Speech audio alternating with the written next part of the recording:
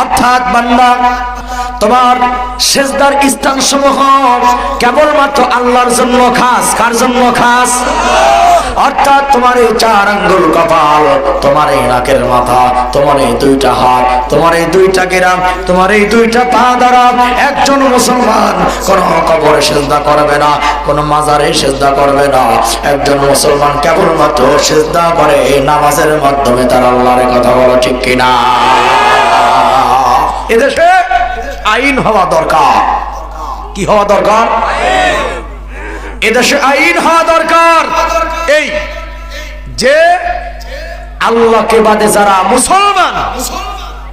মুসলমানের ছেলে মেয়ে যদি আল্লাহকে বাদে কবরে সিজদা করে, মাজারে সিজদা করে, আইন হওয়া দরকার ওই মুসলমানকে প্রকাশ্যে জনগণের সামনে